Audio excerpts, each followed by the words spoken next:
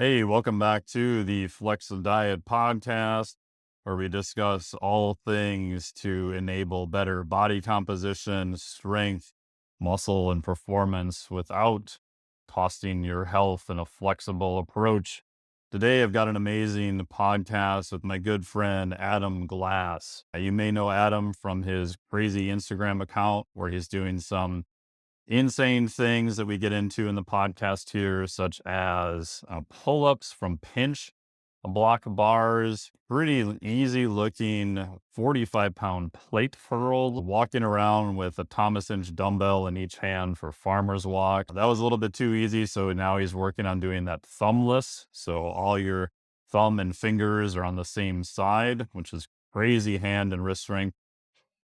And we're talking all about training principles today, and additionally, a new grip product that I am working on with Adam, where he's going to break down a whole bunch of the concepts for you. As I've said before, if you have very poor tires on your car, it is limiting your performance because your tires are the interaction where the quote rubber meets the road. Your grip strength is the same aspect with all forms of training. Anytime you're holding on to a barbell, a dumbbell, an opponent, maybe you're doing Brazilian Jiu-Jitsu, you're holding on to an implement such as tennis, golf, etc. What we both have found is that grip strength can be a limiter in your overall strength and performance. So while if you want to do high level grip competition, we talk about competing in Finland, both of us were over there. This is more or less geared towards other people who are not wanting to be a high level grip competitor, how these training tactics can help you increase your strength and just overall performance. The good part is you don't have to dedicate hours per week to it. We also discuss the number one error that we see people making all the time and how you can easily avoid that. So this podcast is brought to you by the new training product I'm doing with Adam Glass. If you're on my newsletter insider list, you will see all the information coming there. So make sure to check that out. If you are not, you can still get on it in time. Go to bettergripstrength.com. You will see a picture of Adam there hanging from one hand, doing a plate curl with a 45-pound plate, which is absolutely insane. So go to those two locations. We'll have all the information in the notes below. We would love for you to be in on this product. It's going to be awesome. And sit back and enjoy this conversation with Adam Glass. Hey, what's going on? Welcome back to the Flex Diet podcast. And today I'm here with my good buddy, Adam Glass. How's it going, man? Man, it goes great. Thanks for having me on today.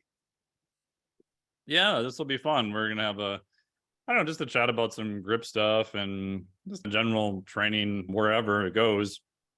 And I got to hang out at your place with you and Ashley again for almost like 5 days on our way through Texas. So that was super fun. We did some interesting heavy dumbbell carries and lots of prowler work, and that was fun in a twisted way.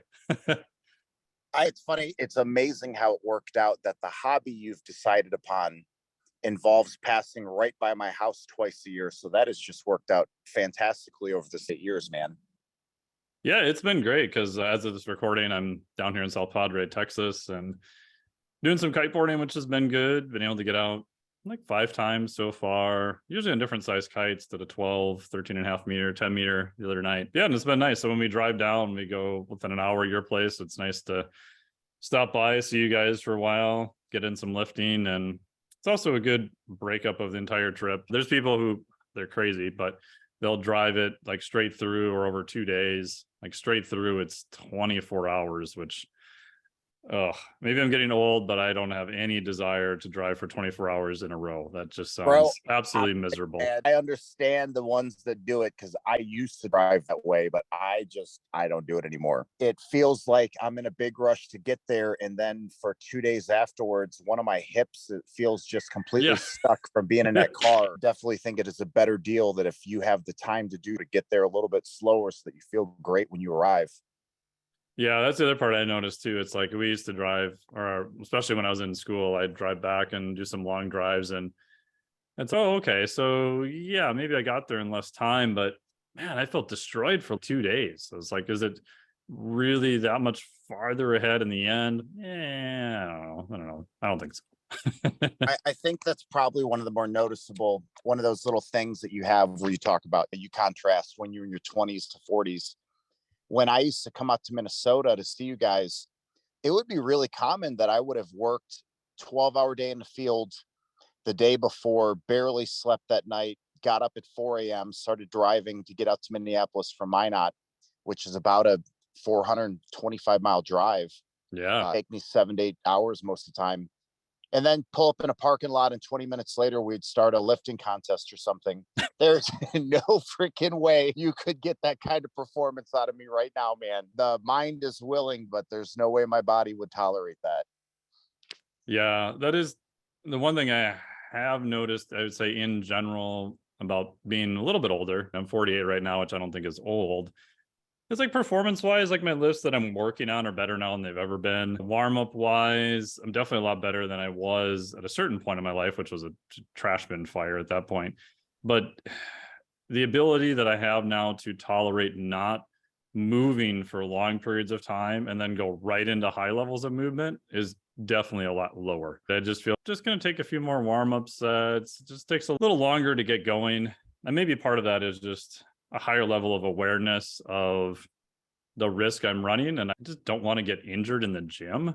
That's so low on my list, and shit's going to happen and things are going to happen at that time. But I feel like if I just take a few more warm up sets, that everything just feels better overall. I totally agree. I think that really is the keen insight, that knowledge in the back of your head that, man, look, this is all for fun. I'm really not trying to get hurt today. Just screwing around. So maybe we'll add a little 20 minutes here to whatever we're gonna do. I think that's one of the more interesting elements that comes about when you look at all your feedback markers, things like HRV and such. A good day does not necessarily mean the session is going to start off amazing at times. Correct. And I think there really is something to people figuring out whatever that right combination of their warm up ritual is. And at the end of the day, you see so many trainers bashing all the kinds of warm up things. And I get it, because they're looking at it from the sense of how much impact this particular thing would make versus another. But there really is something to a given person figuring out what is that pattern of spinning the dial to unlock. Me, like the three things I do the most in my warm-ups, I would bet most people would look at that and think that was a pretty stupid waste of time. But I can show you on a piece of paper, okay, all the sessions where I start this way goes in this direction. And the ones that I don't do those things, it just does not go as well. For me, the funniest one is, for a couple months now, I've been starting all of my, if I'm going to be doing resistance training that day, with a fat bar overhand reverse curl. And Hmm. that doesn't really seem like that great of a warm up choice. It's not like you're moving around all that much. But the big thing that happens is, within the first 7 or 8 reps of the first set, I will get 4 or 5 very relaxing feeling releases throughout my left arm. There'll be several popping sensations, and then you'll see an instant change in how much my shoulders move, how much my elbow, how easily it's flexing, extending, all these different things. So it's funny because, man, for most people, I would not say that with this precious amount of time you have to train, we need to do 10 minutes of something so specifically small. But holy shit, for me, it makes a massive difference. Yeah, and I bet most people watching you would be like, oh, he's doing some super advanced pre-fatiguing of the muscle. It's, no, I'm just trying to move better. Man, I am just trying to get this elbow feeling great.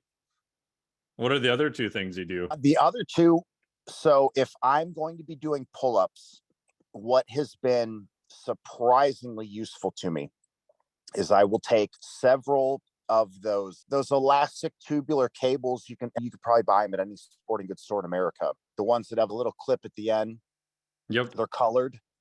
I'll throw a couple over the pull-up bar, 4 or 5 of them, I will bind them just all up in my hand. And all I'm doing is bringing my elbow right down into my hip socket and depressing my scapula. So you'll get this really strong contraction through the upper back. And I'll just hold that position for 15, 20 seconds. And I'll go back and forth a couple times. And the same thing to me, when I look at what I'm doing, it's this looks dumb.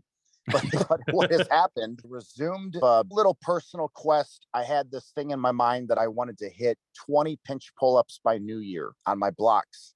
So Mike, previously, if we go back to years past, if we go back to like when I had the gym in Minnesota, I would do sets of 3 to 5 reps on the pinch pull up. And sometimes I would add weight, but it was staying right in that very, very small rep range.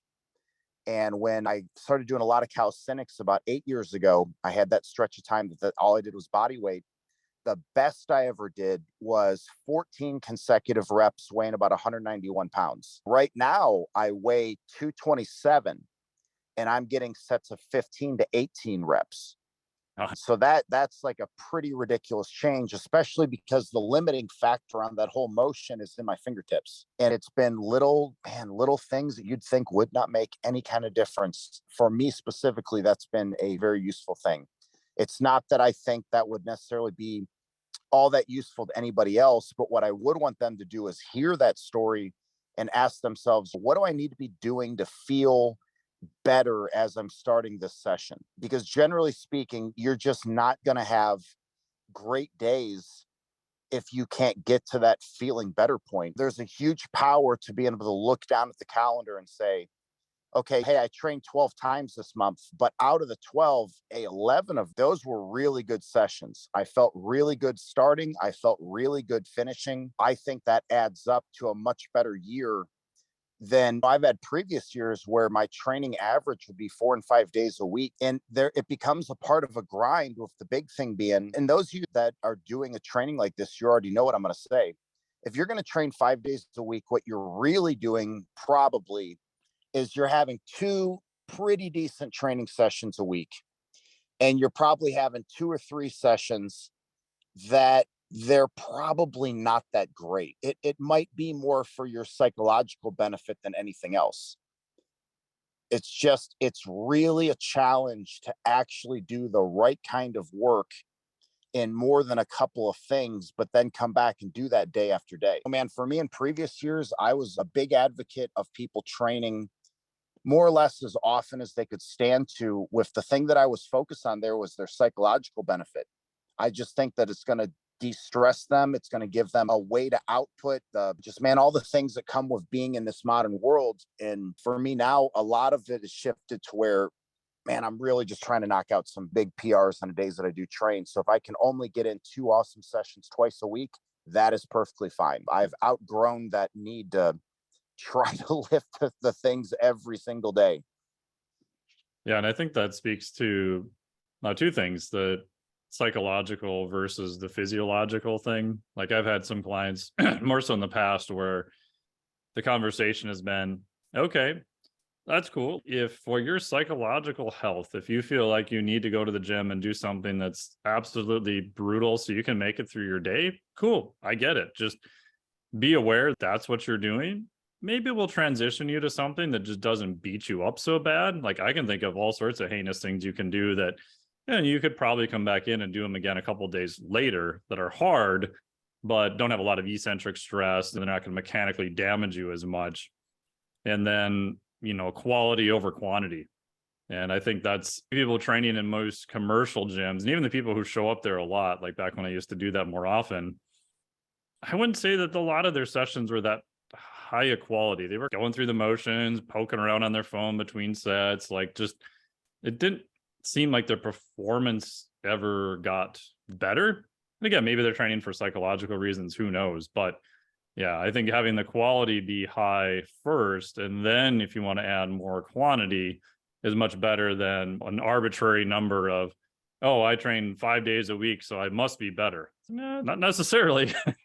Oh, and it could be a disappointing tally at the end of a stretch of time when you take that mentality that obviously I'm going to do better this round because I'm training more often. Maybe that could be, but it probably is not going to, it's just probably not going to go that way. So like for me, when I was doing a lot of gymnastics, daily training was really simple. It made a lot of sense doing that. When I came back out of that in 2018 to resume competition, I think that's when it started to really get my attention how unproductive it is to have these sessions where I did go knock out 7 or 8 lifts and even saw some really good improvements that day. But at the time, I'm looking at this calendar saying, I got to be ready on this day. And you go back and evaluate, it's okay. Out of the last 90 days, I've PR'd in all these lifts, I've moved up in all these different ways. But my competition lifts, what do those actually look like? And they weren't moving at the rate that I wanted to. They were good enough to be dominant, but I just had it in my mind that I could go further. And that was what I kept coming back to. And I think that's what, like, if I compare this last couple of years of competition to the previous block years back, so much remarkably better performances in the last few years, with it being getting very specific on what I want. Because a Mhm. lot of people, when we say things like, oh, hey, I want to get stronger and I want to look better and I want to feel better. Yeah, those are all awesome. And we all want those things, but you have to take that so much more specific. I think about if Ashley and I and Jody and you are in the car and we're heading towards Fort Worth and we all agree we're hungry and we all agree good food is what we want, we're only one step closer to a many step decision, right? Okay, we're all hungry. That's great. And we all want some good food, but what do you want?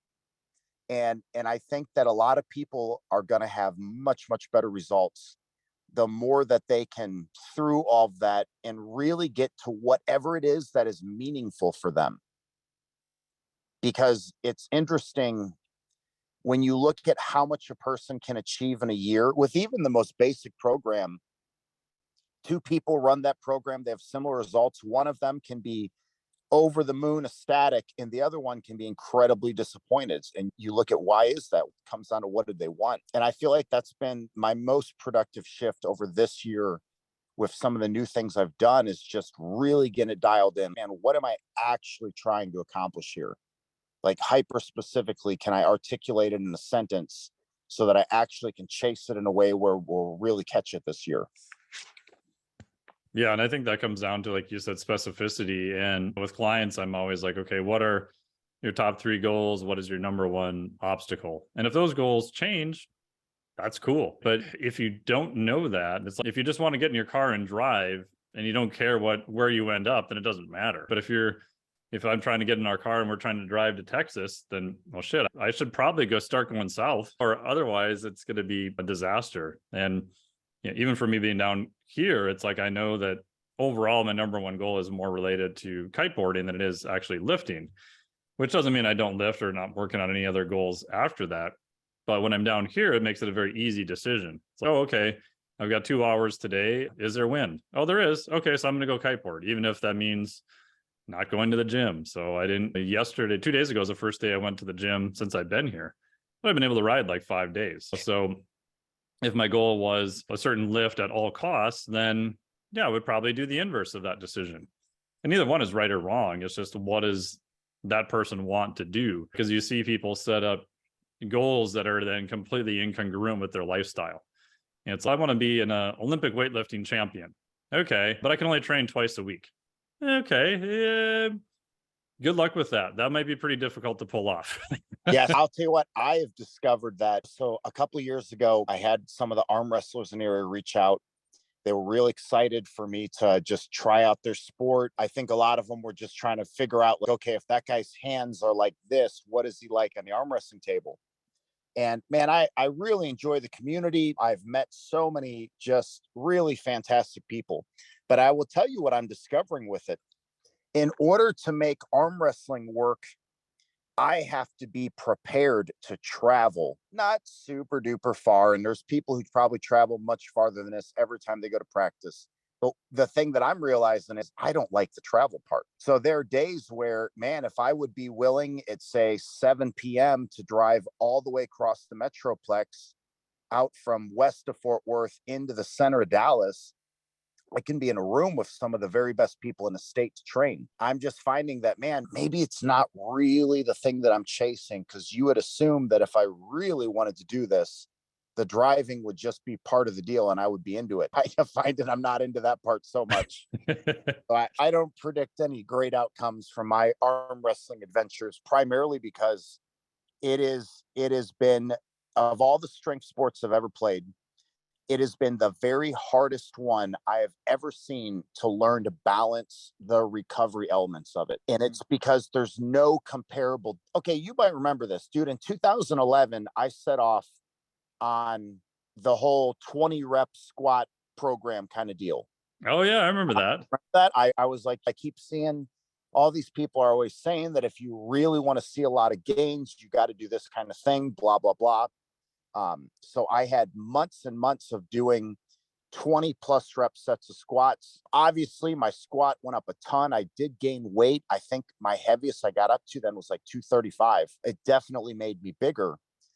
And I remember that after that first month or two, it made a lot of sense to me on a given day. Okay, I'm going to go do this kind of set today. And this is what it's going to cost.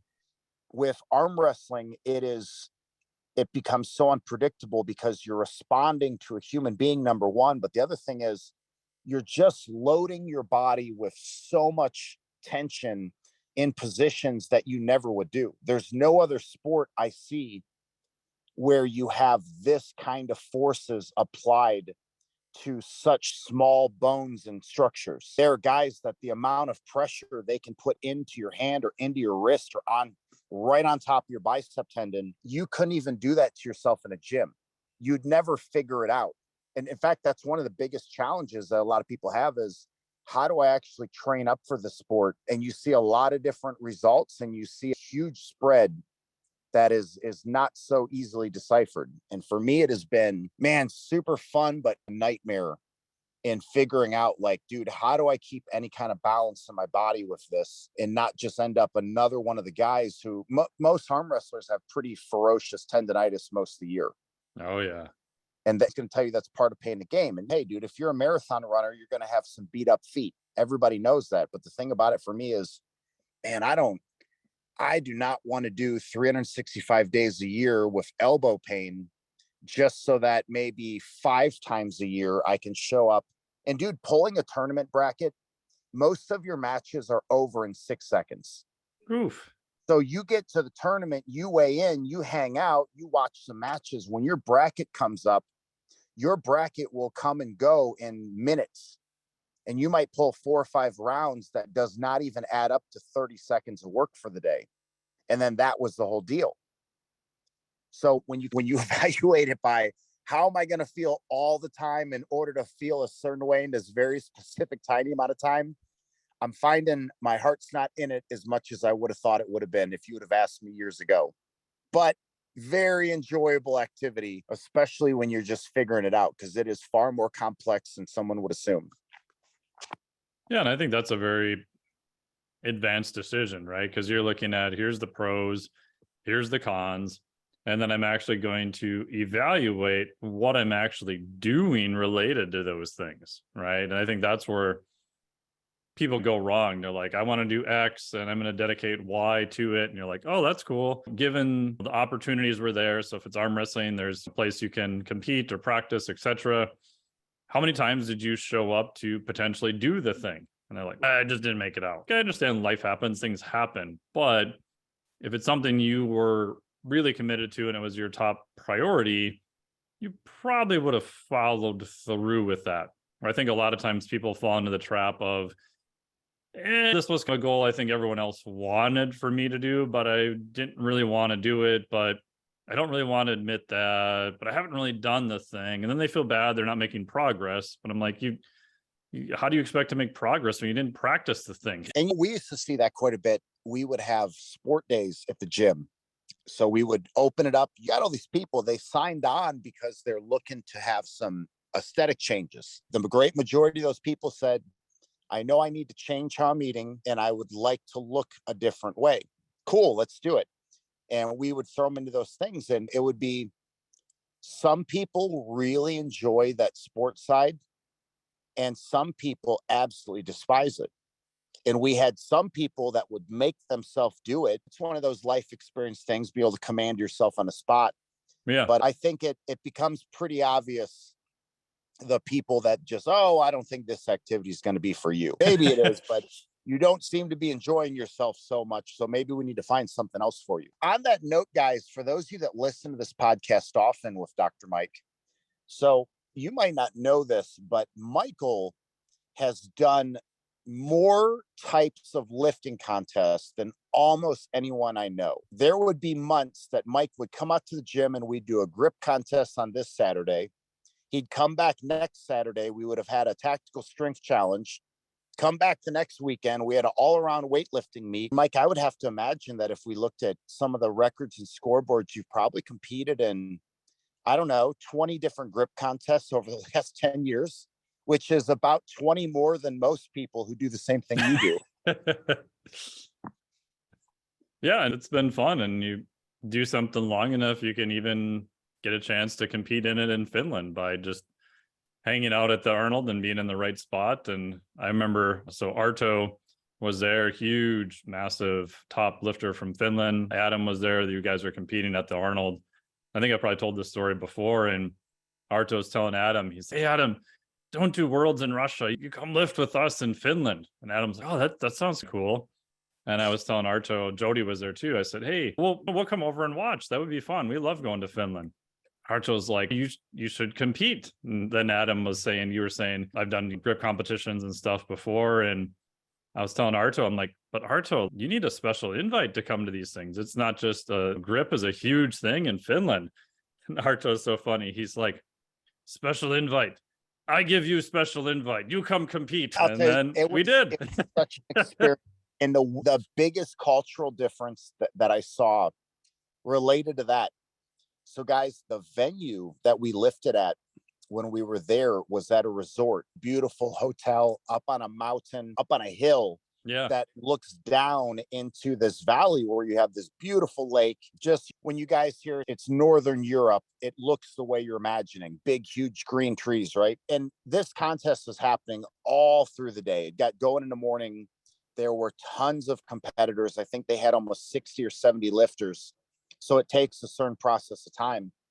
And the thing that I saw there that I've never seen anywhere else, the families that were at the resort would just stroll into the room that the lifting was happening, would sit down and grab a table, order a beer, and would watch the lifters. And they didn't know any of the people. No, that was amazing. It wasn't the family of various lifters that was there. There were other families on vacation. It's just in their culture, they really love lifting sports.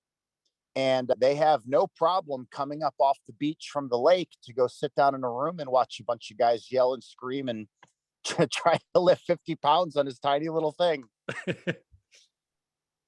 Yeah, that was super fun. And I think it goes back to, if you get presented sometimes with opportunities, you just have to figure out a way to make it happen. At the time, I competed in your class against you and all the other lifters, but I'm like, whatever. And who else can say that you competed at a international event in Finland? And everyone was super fun. Most of them were incredibly autistic, which was even more hilarious and fun. The whole room. Explain that to people who are listening, because they might think that's insulting, but it's not an insult at all, actually. Okay, I'll tell you this. And for those of you that have never been around a really high level tier of a strength sport, this might not make sense, but it's absolutely true. If you look at strongman, powerlifting, things like grip sport, some of the weirder things that come out of that, things from the kettlebell community, I will tell you, almost every top lifter I've ever met would be somewhere on the diagnosable spectrum of autism. And looks to me like the reason that you see this big jump in performance at the top 2% from the bottom 98, it deals with what the person thinks is fun. So for me, it is perfectly fun to go out into my garage on a cold, rainy day and try to pick up these stupid weights that most people don't even want to mess with. And when you go to the highest level competitions, you realize that, wow, okay, so that's the secret sauce for this whole sport.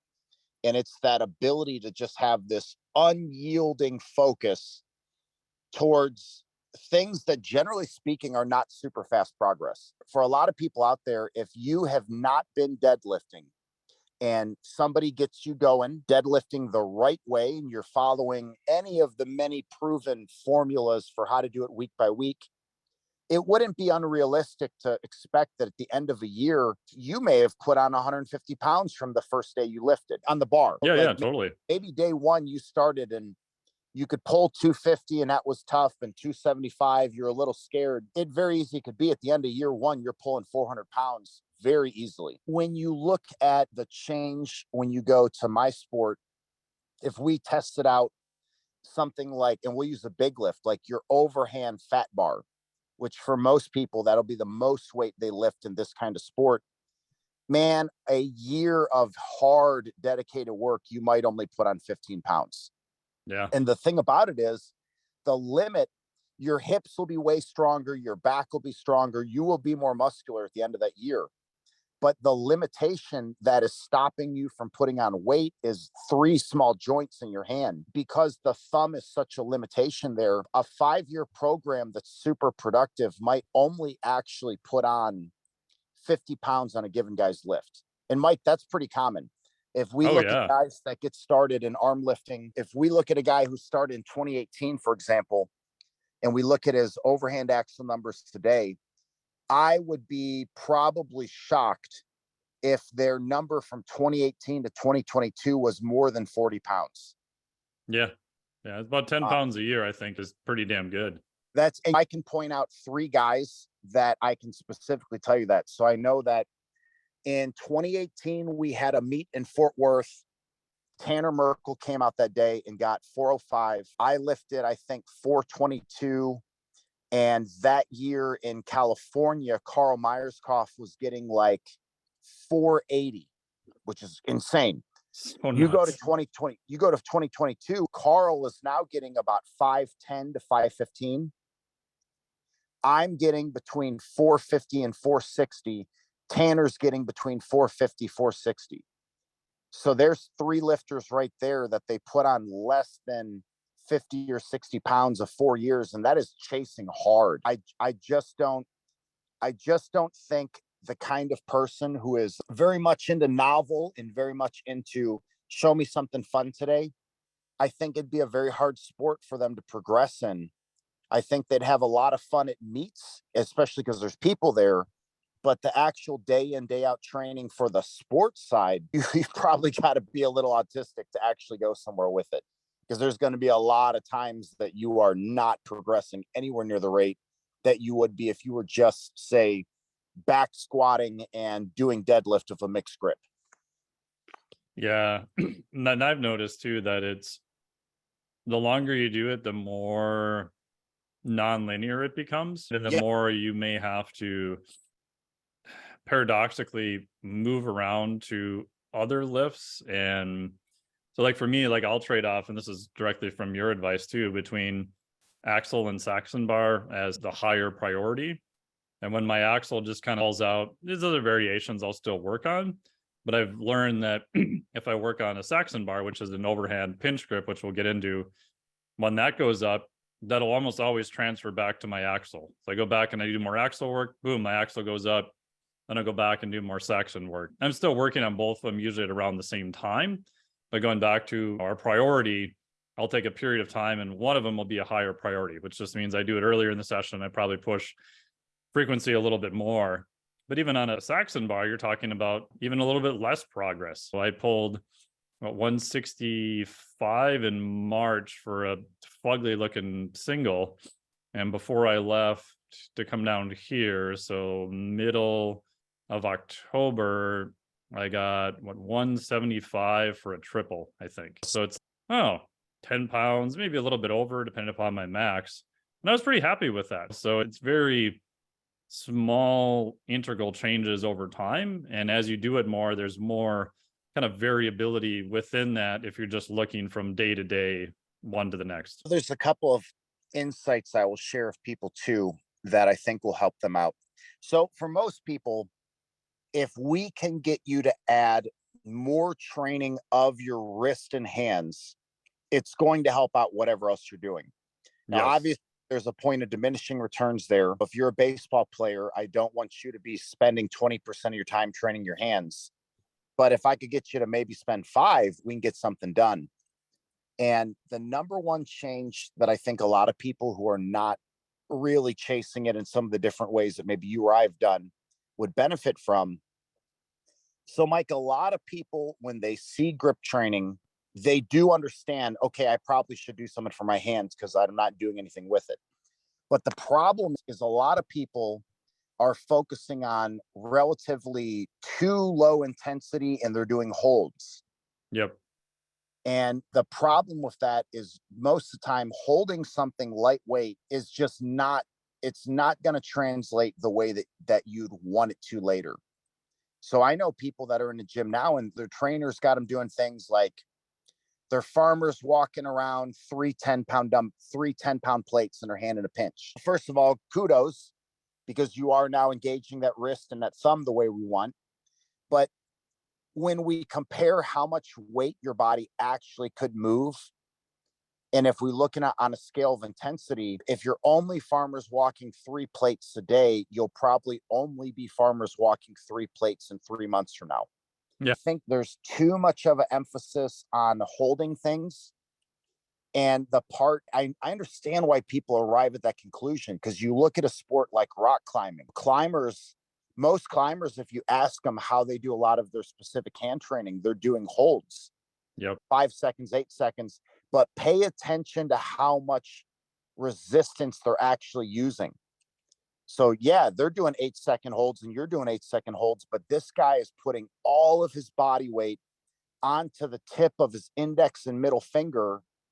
And he's just hanging there with the tiniest amount of contact in a crimp for 5 seconds.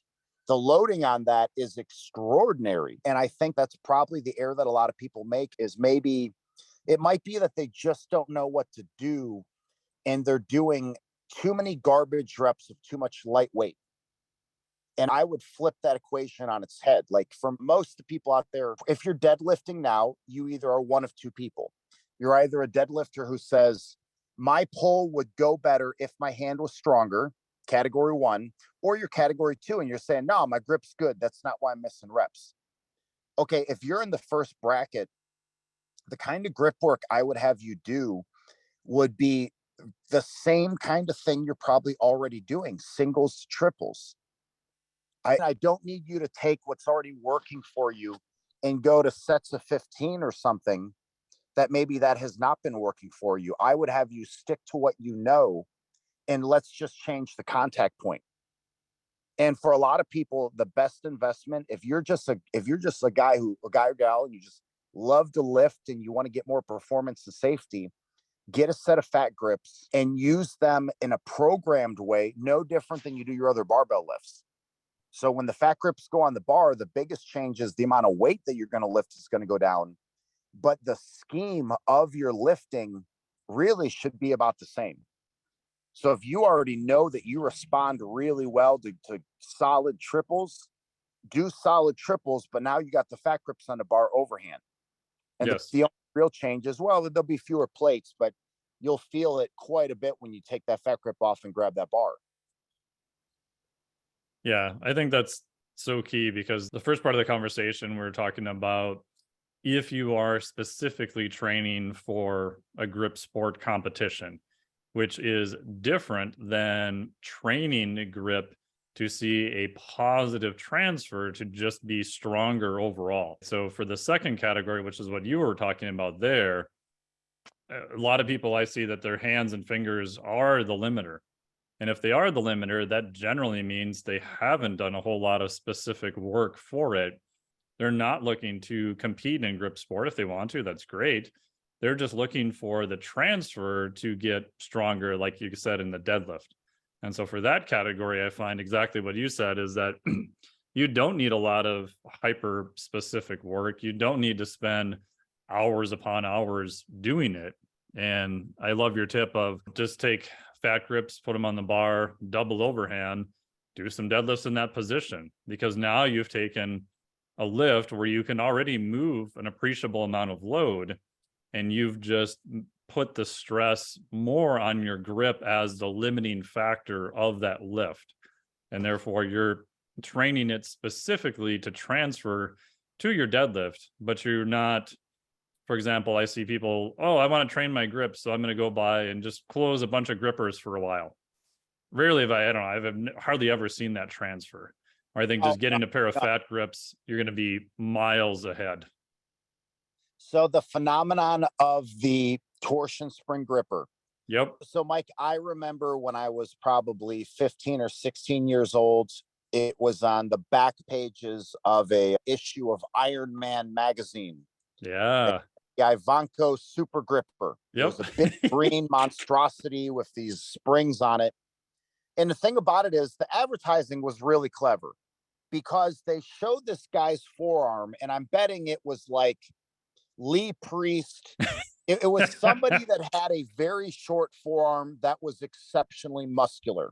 Yeah. It's saying that, hey, if you were squeezing this thing, your arm would look more like this arm.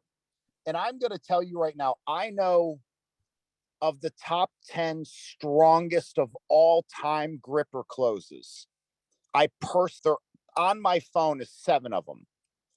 We all laugh because none of the guys that can close like the famous Captain of Crush #4 gripper, which would just feel like a brick to most people, Insane. their arms never look like that advertisement. No, moving your hand in that motion is not going to build up your hand and forearm the way that you might think. So right off the bat, if your training focuses aesthetics and you're thinking of adding in some hand training, I'm going to tell you now, closing the gripper will not change the quality of muscle and how it appears in your arms. I promise that. The other problem with it, though, is that it is such a hyper specific thing. Like, if a guy is an awesome baseball player, it does not mean he'll be an awesome golfer. Yes. Two look pretty similar in some ways, but no, they don't equal out at all. And in that way, here's the deal with grippers, guys. If you're someone who thinks that that is cool, if that whole idea of being able to pick up one of these things and man, it just feels like it would never even move, and now you can close it and that is satisfying, cool, keep doing it. Just don't expect that to necessarily show up anywhere else. Funny, in the USA right now, one of the best gripper closes ever is a 19-year-old in Chicago. Oh, wow. He can close these grippers in just unbelievable power. All right. Now, when you look at his all around hand strength, definitely above average. Absolutely.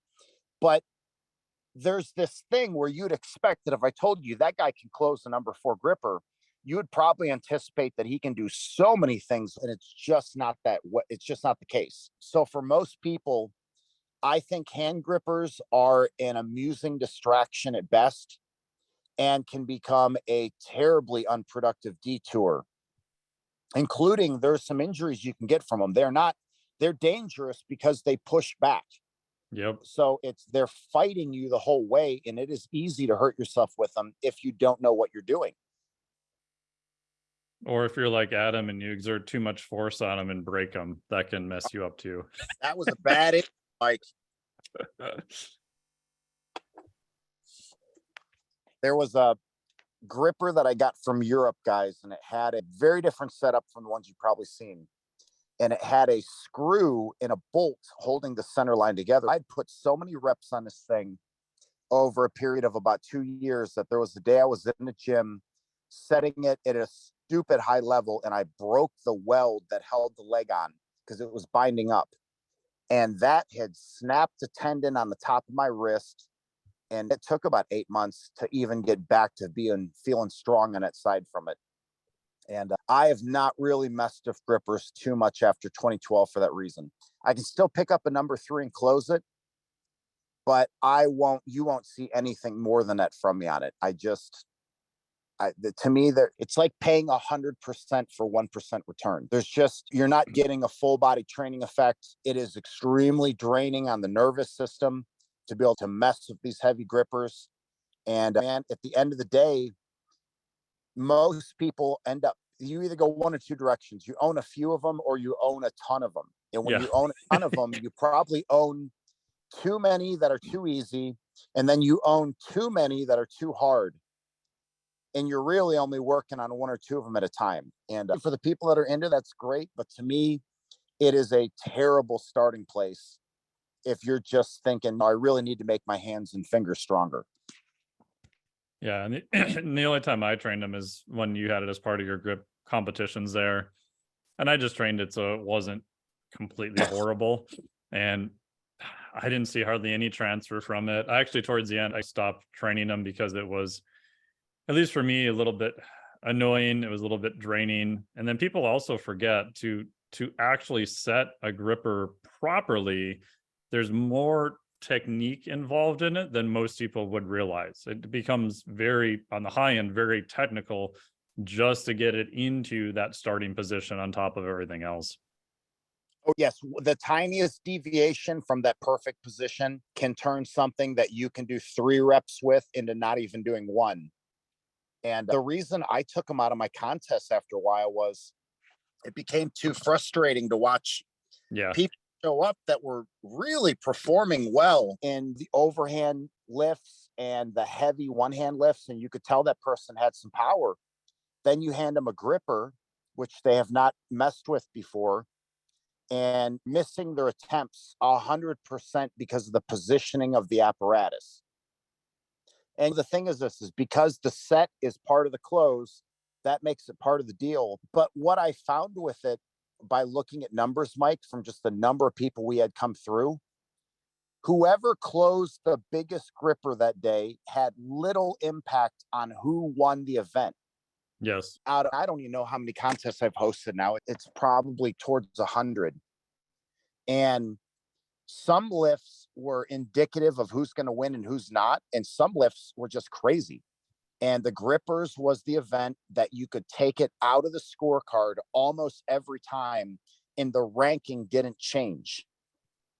And I think that's important. When you're Yeah. finding an event that's not actually changing how the pack is split up, it tells me from a competitive point of view of ranking, maybe this is the wrong event. I really want to see that every event allows the final placing to be impacted, which that's just a function of looking at enough variables.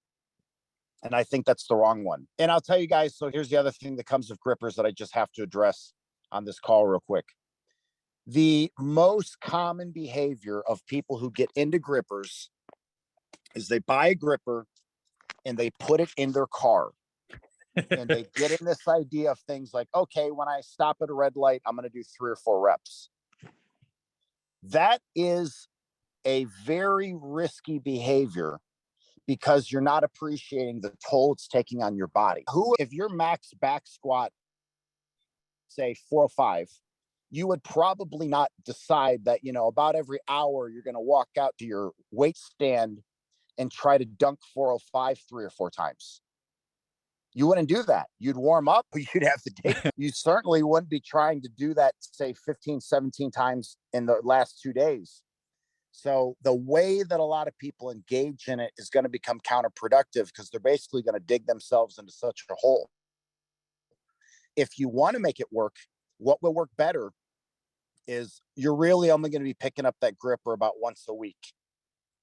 And you're only going to be doing a couple of attempts.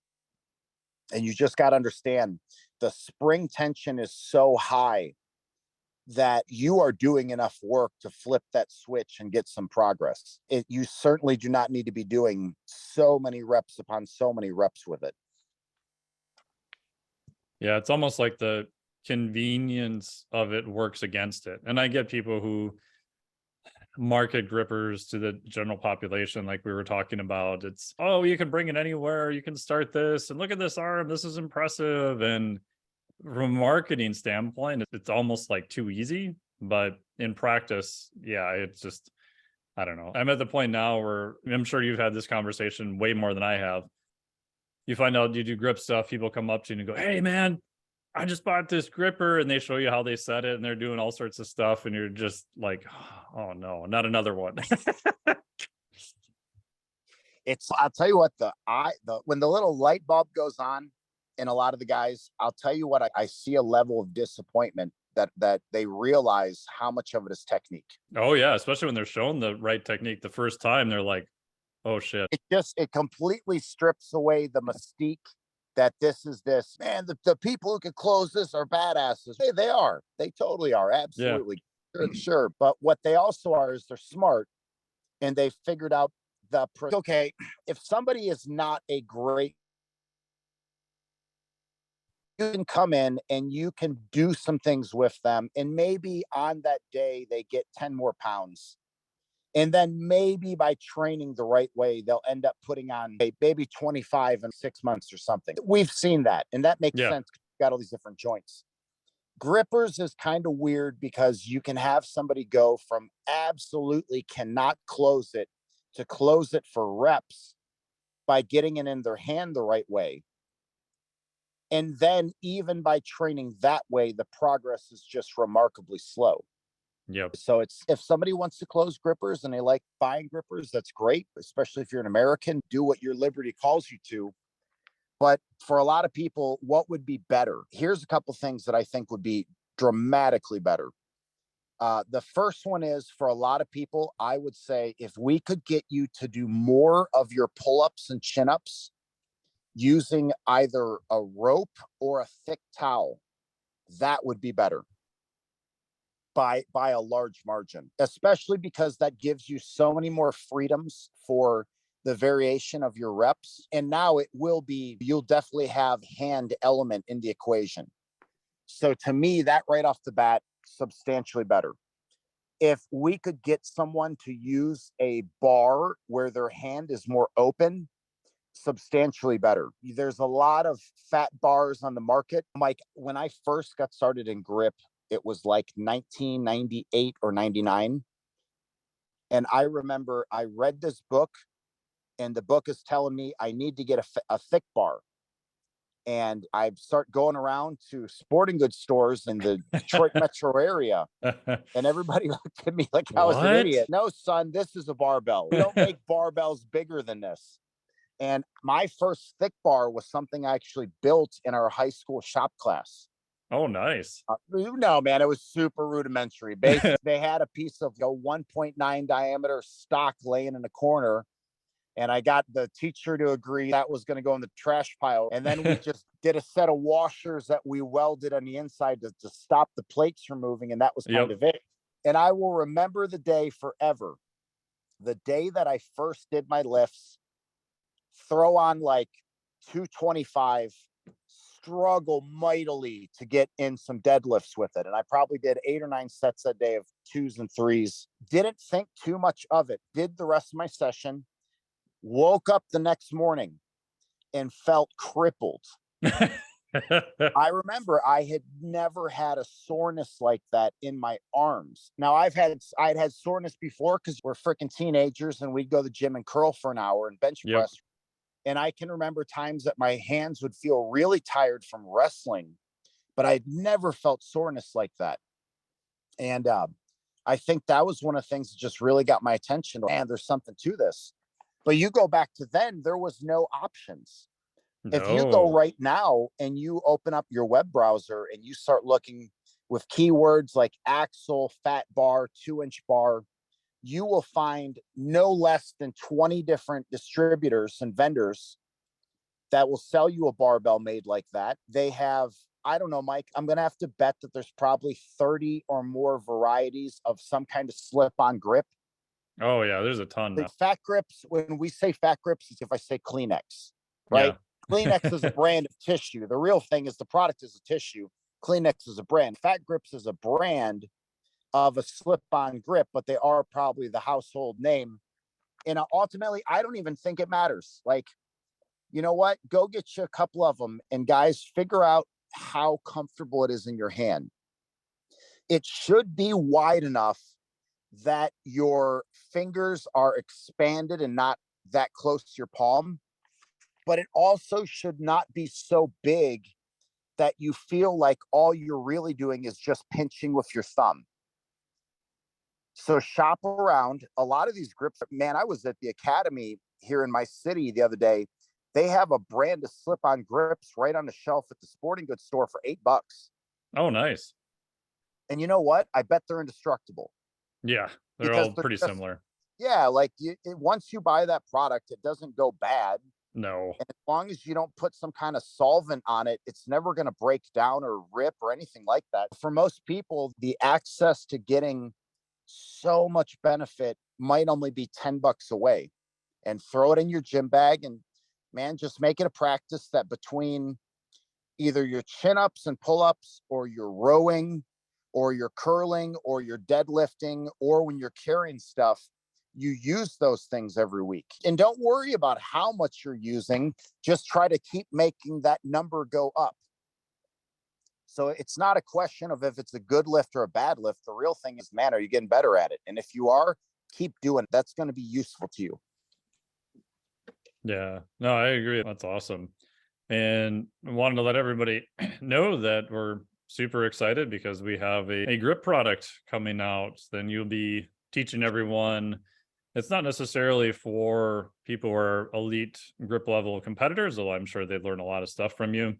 It's more for people who are looking just to get overall stronger for, who knows, like everything from jujitsu to just training in the gym. Grip is associated with longevity.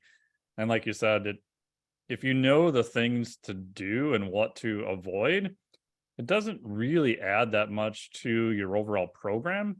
But I think there's a lot of, like we talked about with the grippers, there's just a lot of horrible advice of where to start.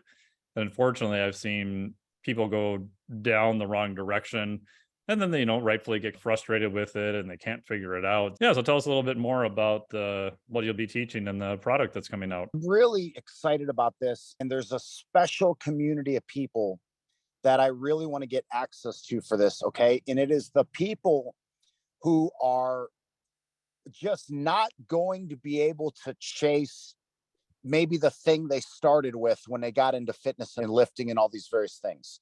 So there's a person out there, and man, they just love to see the number in their notebook increase month by month. But maybe they were in a car accident. Maybe they've had a surgery. Maybe something has happened and they just know that their day of another 50 pounds on their squat this year just is not going to, it's not going to play out that way. Shifting the focus into the hands and arms can be really fun because it's another area to progress and you're getting stronger, but it's also safer access, Yes. especially the way that I show people to do it. So the groups of people that I really want to help as we get into this year is the people who want something they can keep getting better at because their first love is just not as accessible. And then that second group is the people who have that thing they love. Maybe they love baseball, they love volleyball, they love to golf, they love to kiteboard, right? Yeah. And realize that, man, if my hand or my wrist or my thumb wasn't having this issue at this point in the activity, I would be doing better. So the real focus I'd like to see is to present, how do you take this really big idea? I know probably, guys, if you're looking at grip train, you've never seen it. It seems like it'd be just so simple, but the thing is the hand can articulate in so many ways and there's so many available ranges of motion. There's a lot of interesting things you can do. I want to open up access for that to show people how they can make a lot of progress this year in something that, man, I think they'll really come to enjoy when they find their favorite thing. Generally speaking, it seems like if you take any given person, Mike, and you show them maybe 6 or 7 of the kind of things that people do when they're training their hands and their wrists and their fingers, there's going to be something that they're unusually well at, like starting off. I've had people come over the house and maybe they really struggled with the fat bar lifts, but you ask them to go grab 2 plates and sandwich them together and pick them up in one hand, and they just do it effortless. And usually it's funny, they have a life story attached to that. Like, oh yeah, when I was in high school, I apprenticed with a bricklayer, and for four Yeah. summers I was a mason. And it's, dude, you got a pretty Yeah. strong hand. I think for some sports, people will not realize how much a stronger hand will help them until they have. Consider this thought, listeners. In the NFL, The outcome of entire seasons has been decided when a defender was unable to maintain a grip on a guy's jersey. Yeah. You know what I mean? Like in the entire NFL season can swing the moment one guy was just not able to keep that grip, and the whole scale of the game changed. And that guy ran in a touchdown, and then their team got revved up, and then they made a conversion, and all of a sudden, the whole spirit of the thing shifts. And you go back, and it's like, why did we lose? If you want to get really specific, we were ahead until that one guy got right ahead of that defender, and the guy had a grip on the back of his shirt and he lost it. It's quite a thing to look at. I've had friends tell me that they've been out on the golf course and they realized by about the eighth or ninth hole that their swing isn't feeling bad and their body's feeling pretty good, but their wrist is getting tired too fast. And you can see it when you look at their numbers. Wow, the first Yeah. 25 minutes Drops. of your guys' round, you were having great drives. Your short game looked clean. And then you start getting sloppy right about here. What's breaking down? It's not their focus. It's that their wrist is too fatigued. Hey, we can do something of that. And another group of people, Mike, I'll highlight. You got to meet this person. If you remember Marlene Buxine Yeah. from, Yep. here's the key thing. In America, as people get older, they're typically needing things like they might need this prescription medicine and they might need it like every morning at 8 a.m. or something. When you are getting older and you're having wrist and hand pain and weakness, you can reach a point where you might not be able to twist open that bottle to get that pill you need. I remember one of the days Marlene came in and sat down. I said, Marlene, what do you want to work on? She goes, I can't open envelopes. So what do you mean? She said, my mail is coming in and my thumb is not working well enough right now to open up these envelopes. And I just never considered that. Wow, man, what happens when a person has had something degrade to the point that even things that a lot of us would call a simple task becomes impossible? And it was very frustrating for her. So we got to work on her. And within 6 weeks, she was able to open any envelope she wanted.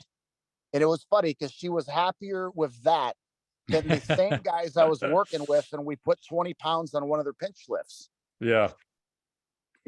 So that to me is something that I'd really like to accomplish with the work we're going to do is, man, I want to take away the fog and the confusion.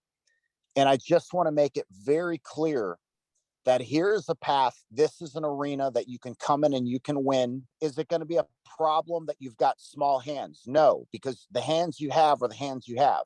Yeah. Is it going to be a problem that you've had wrist pain? No, I'm really hoping that I can reveal some things that make that go away. Mike, another key area that we're going to touch on in the course is going to be approaches that strength athletes have used successfully to resolve an elbow tendonitis. Generally speaking, the way that I have made progress with myself and friends of mine that were hurting, it just looks different than what I see some of the physical therapists recommend. So for some people, if you have chased what your therapist has already recommended and it doesn't seem to work, maybe I can show you a couple things that they're just not thinking of to include that might have a really big impact. And I think that'd be a great thing to help anybody get out of pain.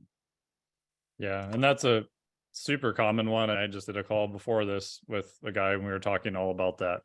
And if you just ask lifters in general, like how often have you had tendinosis, tendonitis, elbow pain, golfer's elbow, whatever, tennis elbow, whatever you want to call it, I would bet that it's a very large percentage of people who have that or currently have it. Man, I don't have the numbers to prove anything here, guys. So this is just a thought, but I will tell you this. Observationally, I know 3 times more guys that are not seriously chasing their fitness pursuit at this point because of elbow related pain rather than back. Most lifters who are suffering from a back pain will pretty quickly figure out their own workarounds. They're going to figure out what to do and not do. When you have a really horrific flare up of elbow pain, the thing about it is it takes you out of the equation for almost everything you'd want to do. Even things like if you have a bad flare up, you might say, okay, look, you know what? I'm just going to leg press today. And what do you learn? Loading the damn 45s on the leg press hurts so bad, you don't even want to do it. Yeah. I think about out of my house, I'm moving a lot of feed every week, guys. I got 50-pound bags of feed and 150-pound bales of hay. I've had buddies show up. A lot of days we'll get done arm wrestling and I'll say, hey, you guys want to help me go check out the goats? And they always want to see them. They're guys that they can easily lift the house, but picking up a 50-pound sack of food is so painful, they'd rather not do it. And it's, oh man, we can help you with that. There's things that can be done that will give you an amount of relief. And the things that everyone who's ever suffered this knows, when you're hurting, even the promise of 1% less pain is appealing. Oh, yeah. So if you're not suffering from that, awesome. And I want to show you some things so that maybe you never get into it. But if you are suffering, I obviously could never promise anything too solid, make it all go away. But I'm pretty sure there's going to be some things we're going to cover that will offer you some relief. With some of the things may give you some relief immediately. And I think that'll be, especially Mike, with your background with tissue work, there's a lot of things that I don't even do yet that I'd really love to see included with it. Because there's just, the great news is if someone is suffering right now, there are a lot more levers they can pull than they might know.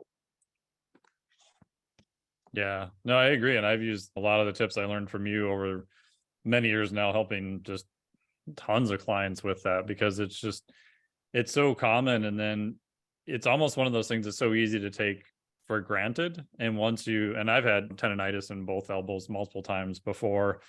And I was also an idiot and gave myself tendinosis in my knees and my elbows on purpose a couple times to see if I could resolve it. I like that. Which I like that.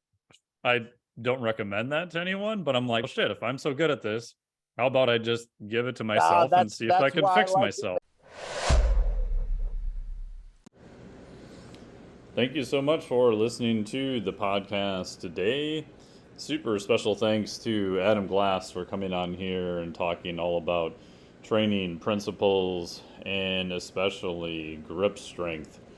If you are interested in learning more about the product that I have coming out with Adam Glass, look for the link below. It depends on when you're listening to this podcast, but if you're on my email list already through miketnelson.com, you will get all of the information there. Adam has a link also. You can find out more information from him, and his link is bettergripstrength.com.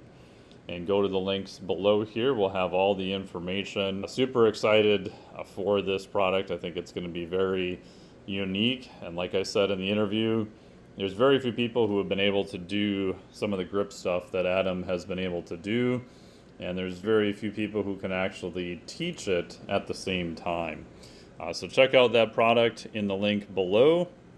And then stay tuned next week, as I will have part 2 of the interview with Adam Glass, and we talk a little bit more about fat loss, body composition, and some aspects of metabolic flexibility. Thank you so much for listening to the podcast. Greatly appreciate it.